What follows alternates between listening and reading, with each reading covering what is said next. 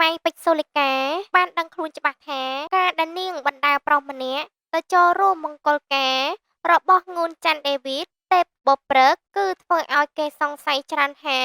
ប្រុសនោះគឺជាគូស្នេហ៍ថ្មីរបស់ខ្លួនដើម្បីជំរះមន្ទិលទាំងឡាយទៅថ្មីនេះនាងបានចេញមុខឆ្លើយតបទៅអ្នកតាមដានរឿងស្នេហានាងថា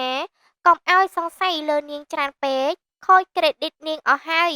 ព្រោះការពិតនាងនៅលីវទេការចេញមុខអះអាងរបស់គង់ស្រីពេជ្រហៅពេជ្រសូលីកានាពេលនេះมันអាចធ្វើឲ្យស្ងាត់រឿងគេថាបរោះនោះជាគូស្នេហាថ្មីរបស់នាងឡើយដោយសារពួកគេល្អក់ល្អឿនគ្នាខ្លាំងដោយគូស្នេហ៍ហើយបើមិនច្បាស់លាស់ទេគេជឿថានាងក៏មិនហ៊ានបង្ហាញមុខរួមគ្នានាពេលនេះដែរហ្វេនរបស់ស្រីពេជ្រក៏បានសាទរផងដែរថានៅពេលដែលឃើញអ្នកមេម៉ាយរូបស្រស់ចេញសញ្ញារកបានបណ្ដូលចិត្តថ្មីក្រោយនាងប្រកាសថាបេះដូងរងានឹងស្វែងរកភួយសាច់កាលពីចុងឆ្នាំ2024ប៉ុន្តែប្រភពខ្លះថា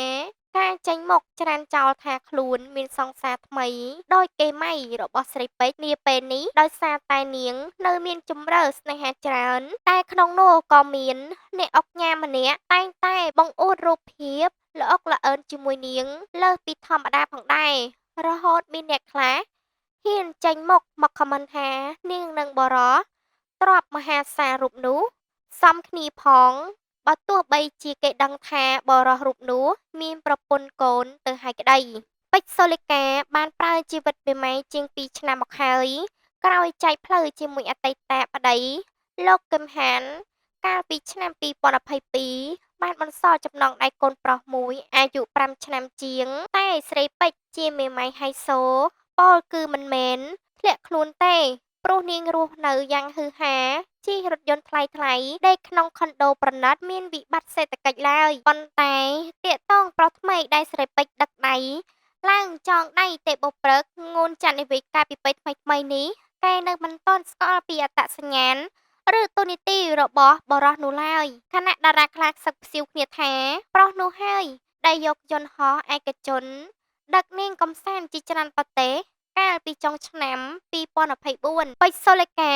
ស្ថិតក្នុងចំណោមតារាចម្រៀងដែលធ្លាក់ខ្លួនមេម៉ាយតែនៅតែមានទីផ្សារសិល្បៈល្អប៉ុន្តែតាមរយៈការបង្ហាញខ្លួនចុងក្រោយនេះគេឃើញថា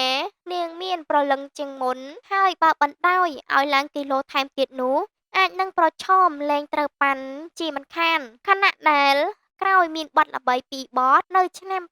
2024ធ្វើឲ្យនាងរកចំណូលពេញមួយឆ្នាំបានជាង$300,000ព្រោះចេញច្រៀងដល់ទៅ99កម្មវិធីផ្សេងគ្នាតែនៅឆ្នាំ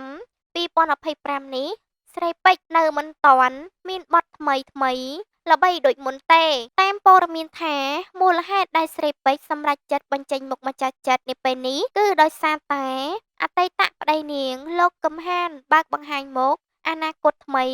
និងថត pre-wedding ជាចំហទៅហើយហេតុនេះបើសិនជាប្រុសនោះចង់ធ្វើឲ្យនាងរំភើបក៏ប្រញាប់ដឹកដៃនាងចូលរោងការបុណ្យអតីតប្តីនាងរឹតតែល្អសូមបញ្ជាក់ថាពេជ្រសូលីកាបានដើរចេញពីហង្សមាសជាលើកទី2កាលពីចុងឆ្នាំ2024ហើយពេលនេះនាងមានក្រុមការងារផលិតបទចម្រៀងផ្ទាល់ខ្លួនដែលពួកគេមានតួនាទីធ្វើបទចម្រៀងឲ្យត្រូវទៅនឹងសម្លេងរបស់ស្រីពេជ្រយ៉ាងណាជិត1ឆ្នាំល្បីបានតែ2បទមិនទាន់គ្រប់គ្រាន់អាចរក្សាលំនឹងអាជីពចម្រៀងនាងបានទេហេតុនេះស្រីពេជ្រតែល្បីដោយសារតែលេងសម្រស់ជាងសម្លេងរូបនេះប្រកាសជាពិបាកឈរជើងបើសិនជានាងចង់បានតំណែងក្នុងចំណោមតារាចម្រៀងល្បីៗលំដាប់ជួរមុខហើយនៅតែផ្ដោតលើបទស្លូមួយច្រកបែបនេះទៀត